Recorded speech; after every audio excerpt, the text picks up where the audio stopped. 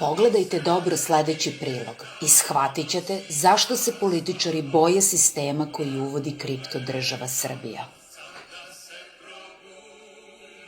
Analize koje su uradili ekonomisti kao Dragan Radović pokazuju jasno šta političari rade. Pljačka, pljačka i samo pljačka. Kako je moguće da kriminalna SNS organizacija svake godine otme preko 3 milijarde evra iz budžeta Srbije, a da se to samo delimično može dokazati? Problem leži u zakonima, propisima i novčanim transakcijama državnih organa koje nisu vidljive za javnost. Uzmimo hipotetičan primer. Ugovor ministra o izgradnji autoputa u vrednosti od 850 miliona evra. Da li je javnost dobila ugovor na uvid pre potpisivanja? Nije. Da li javnost ima uvid u novčane transakcije ovog projekta? Nema.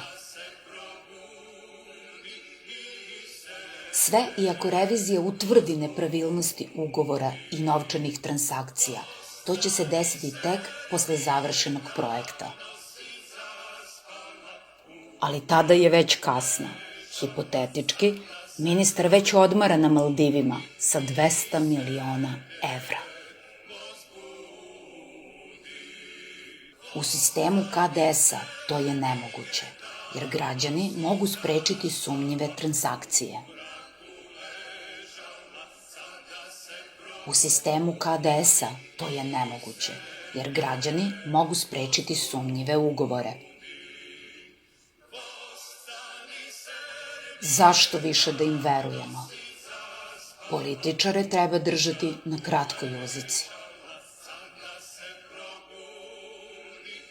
Sa alatom koji je KDS razvila, hipotetički budući direktor Poreske uprave može odmah uštedeti 3 milijarde evra. Sa alatom koji je KDS razvila, hipotetički budući guverner Narodne banke može odmah uvesti službu državnog knjigovodstva. Kada začepimo crnu rupu političara, tajkuna i partijske piramide, moguće je smanjiti poreze i rasteretiti privredu, udvostručiti izdavanja za penzije i socijalu, udvostručiti izdavanja za obrazovanje, udvostručiti izdavanja za zdravstvo, povećati izdavanja za kulturu 5 puta i tako dalje. Kripto država Srbija, imamo rešenja.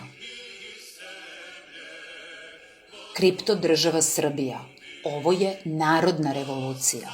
Pridružite se.